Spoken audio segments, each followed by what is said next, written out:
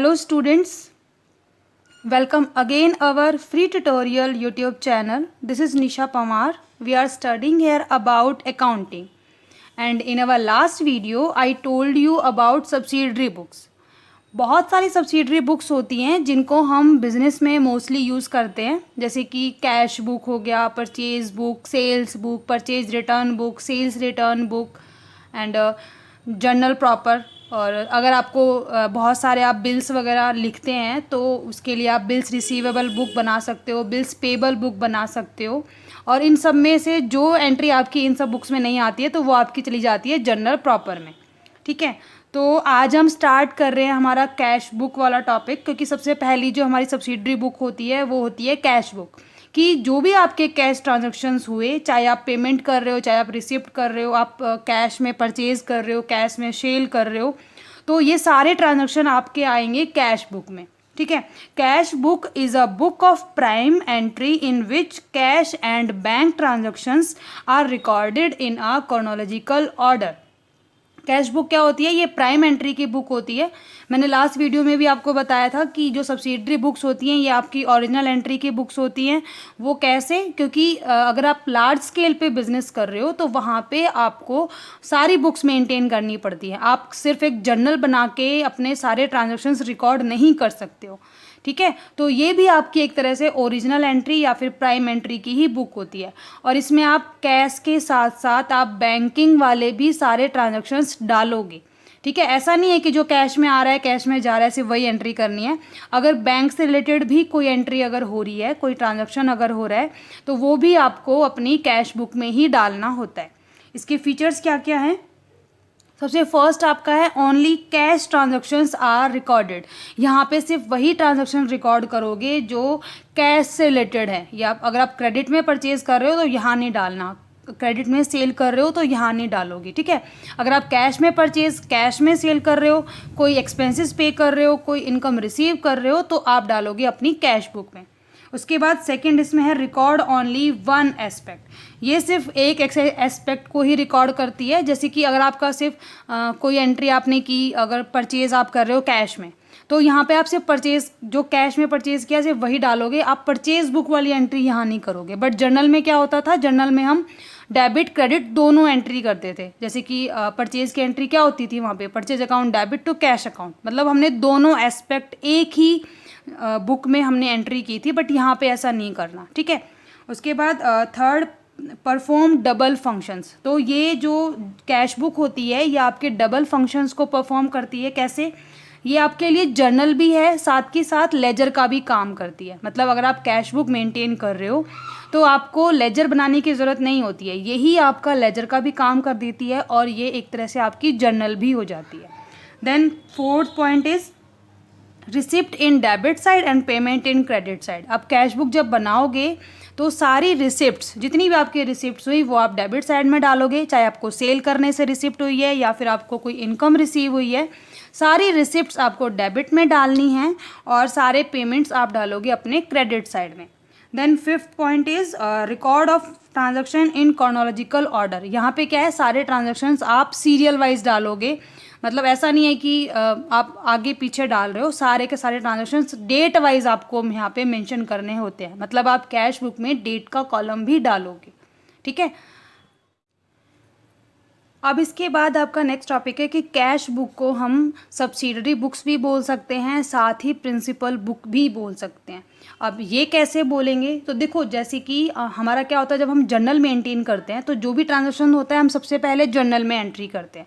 But अगर आप journal maintain नहीं कर रहे हो, अगर आप सब्सिडरी बुक्स मेंटेन कर रहे हो, तो जो भी आपका ट्रांजैक्शन होगा उसकी सबसे फर्स्ट एंट्री आप कैश बुक में ही करोगे। तो कैश बुक में किया तो इसके हिसाब से ये आपकी प्रिंसिपल बुक हो गई, ये आपकी मेन हो गई। और कैश बुक बना रहे हो तो आपको किसी भी तरीके का लेजर में कैश अकाउंट बनाने की ज़रूरत नहीं होती है। तो ये एक तरह से आपकी सब्सिडरी का भी काम करती है। ठीक है, तो कैश बुक आपकी सब्सिडरी बुक्स भी है, साथ के साथ आपकी प्रिंसिपल बुक भी होती है। उसके बाद कैश बुक को आप जर्नलाइज्ड लेजर भी बोल सकते हो। जर्नलाइज्ड लेजर मतलब कि ये जर्नल का भी काम करती है, साथ के साथ लेजर का भी काम करती है। ये वाला जो पॉइंट है ये मैंने आपको अभी फीचर्स में भी बताया था।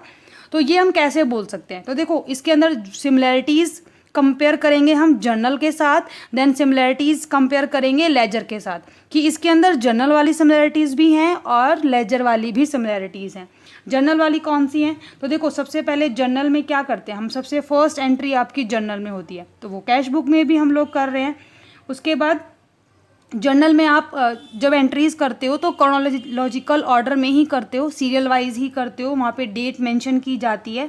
ऐसे ही कैश बुक में भी जब हम कोई भी ट्रांजैक्शन रिकॉर्ड करेंगे तो उसका डेट भी मेंशन करते हैं, ठीक है।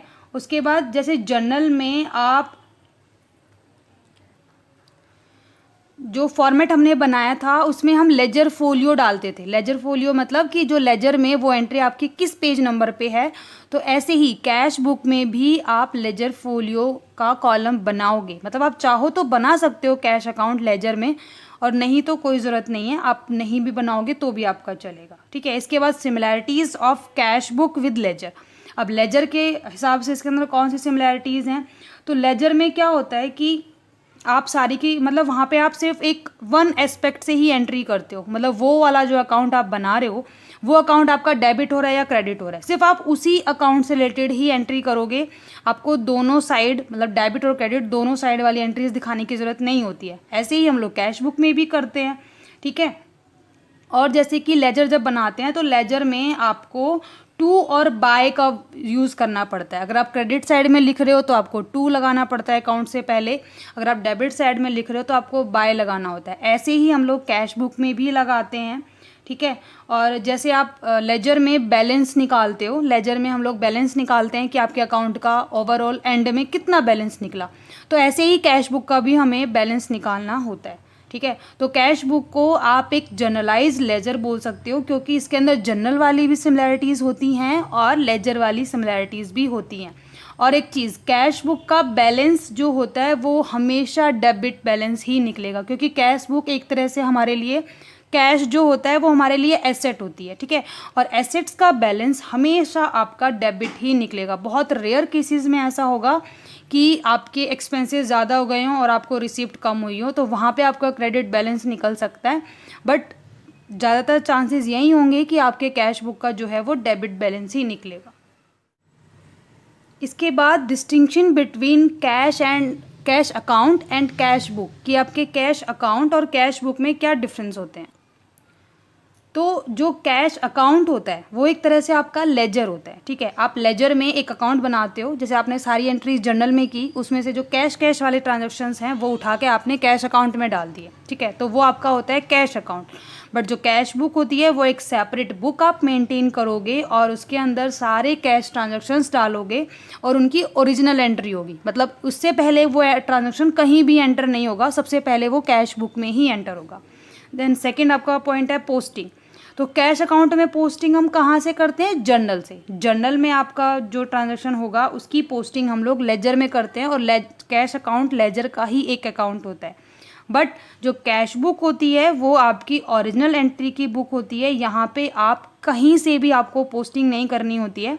सबसे पहले आप लोग वाउचर मेंटेन करोगे और उस वाउचर में से उठा के जो आपका कैश ट्रांजैक्शन होगा वो आप अपनी कैश बुक में डाल दोगे, ठीक है। Then third point is mandatory.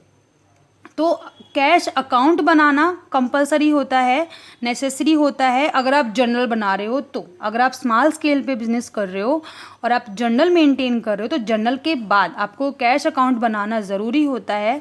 But अगर आप लार्ज स्केल पे बिजनेस कर रहे हो और आप कैश बुक मेंटेन कर रहे हो तो वहाँ पे आपको उसके बाद कैश अकाउंट बनाना मैंडेटरी नहीं होता है, ज़रूरी नहीं होता है कि आप कैश अकाउंट बनाओ। आप नहीं भी बनाओगे तो भी आपका चलेगा, क्योंकि देखो कैश बुक हमारी जर्नल जैसी भी होती है, साथ के साथ लेजर जैसी भी होती है।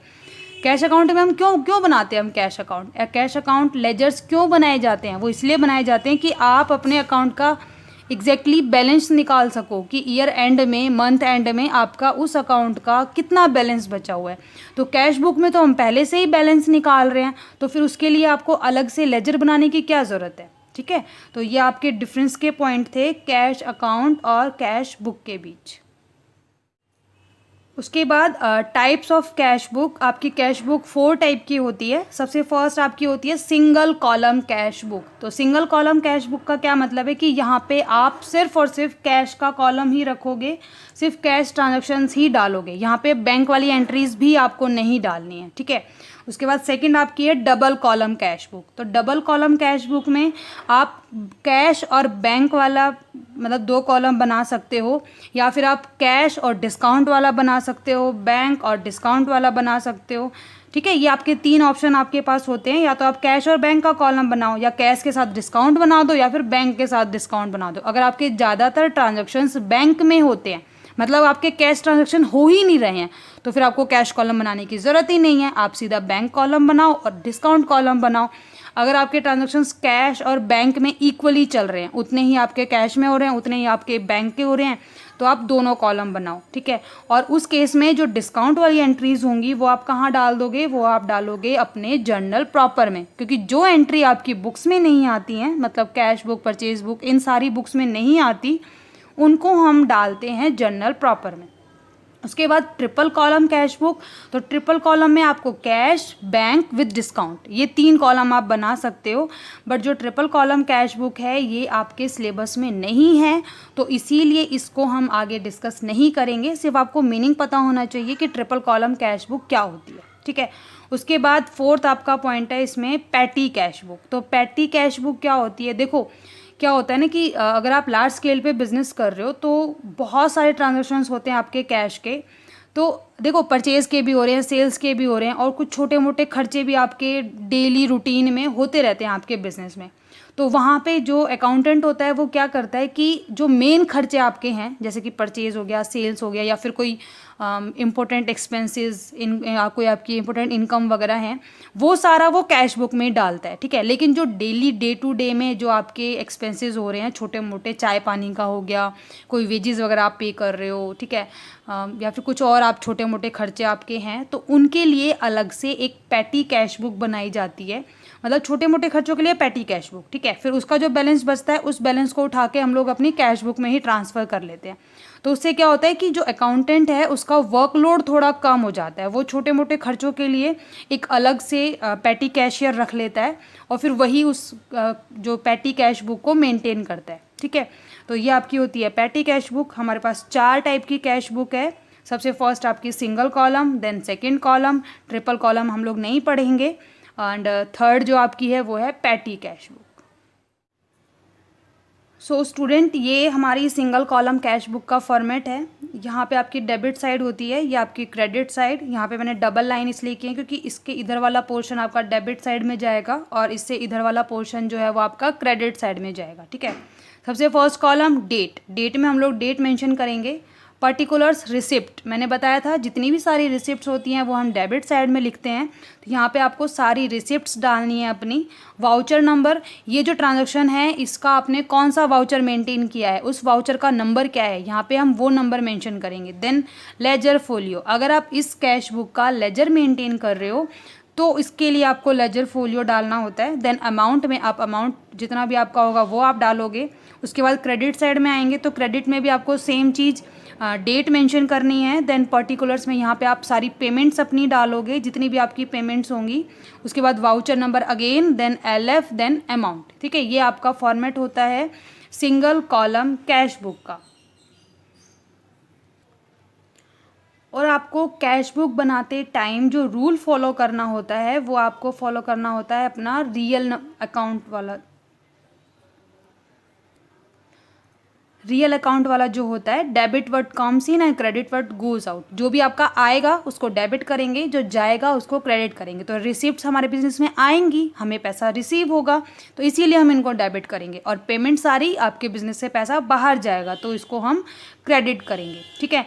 और अगर आपको कभी भी बिजनेस कैश बुक बनाते टाइम अगर आपको बैलेंस दिया हुआ है, ठीक है, बैलेंस दिया हुआ है या फिर आप बैलेंस निकाल रहे हो, ठीक है, तो अगर आप बैलेंस निकाल रहे हो, जिस टाइम पे आप बैलेंस निकालते हो उसे लिखा जाता है टू बैलेंस CD। CD मतलब कैरेट डाउन। और जब उस बैलेंस को आप अगले मंथ या फिर नेक्स्ट ईयर जब लेकर जाते हो तो उसे बोला जाता है टू बैलेंस BD। वहाँ पे आप जैसे अगर आपका डेबिट बैलेंस निकल रहा है तो डेबिट साइड में आप लिखोगे to balance by balance CD, ये आपने बैलेंस निकाला और फिर इसको जब नेक्स्ट ईयर लेकर आओगे तब आप लिखोगे डेबिट में टू बैलेंस BD मतलब ब्रोड डाउन, ठीक है। और जो भी एंट्रीज आपको करनी है आप डेबिट साइड में 2 लगा के एंट्री करोगे, जैसे 2 राम से अगर आपने रिसीव किया है, अगर आप रेंट आपने रिसीव किया है, सैलरी आपने रिसीव की है और सेल आप कर रहे हो, ठीक है, तो उनके साथ में 2 लगाओगे, 2 sales account, 2 rent account, 2 Ram account, ठीक है, इस तरह से। और आपकी क्रेडिट में एंट्रीज जाएंगी तो उन पे आप बाय लगाओगे, by purchase account, bye rent account, by salary account. तो इस तरीके से हमें एंट्रीज करनी होती हैं आपकी कैश बुक में।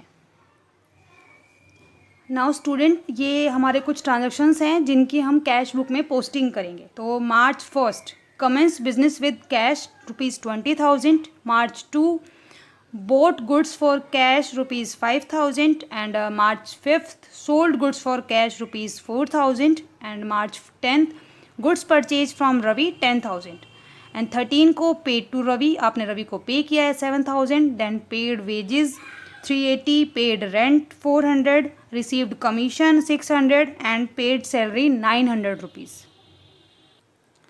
तो देखो, सबसे फर्स्ट आपका ट्रांजेक्शन है कमेंस बिजनेस विद कैश। आपने बिजनेस स्टार्ट किया, उसे क्या हुआ कि आपको कैपिटल रिसीव होती है। कैपिटल हमारे बिजनेस के लिए क्या है, हमारी लायबिलिटी होती है। और जब आप बिजनेस ओनर बिजनेस में पैसा लगा रहे हैं तो हमारे पास पैसा आया है, हम एज अ बिजनेस अपने अकाउंट्स मेंटेन करते हैं, ठीक है। और March 1 को आपकी एंट्री होगी, तो ये आप एंट्री यहाँ पे करोगे March 1, ठीक है। 2 लगाना होता है, मैंने अभी आपको बताया था। तो आ जाएगी यहाँ पे एंट्री आपकी 2 कैपिटल अकाउंट, अमाउंट आपका आ जाएगा 20,000 रुपीज़, ठीक है। उसके बाद सेकंड आपका है बोट गुड्स फॉर कैश। आपने कैश में गुड्स परचेज की। परचेज करने से क्या होता है, आपके पास गुड्स आती हैं बट आप पेमेंट करते हो, तो पेमेंट यहाँ पर हमें डालनी है। तो यहाँ पर हम डेट मैंशन कर देंगे March 2, बाय लगाएंगे, क्रेडिट में आपको बाय लगाना होता है, बाय परचेज अकाउंट, अमाउंट आपका आ जाएगा 5,000 रुपीज़, ठीक है। उसके बाद थर्ड हमारा ट्रांजेक्शन है सोल्ड गुड्स फॉर कैश। आप गुड्स सेल कर रहे हो, सेल करने से आपके पास पैसा आएगा, ठीक है।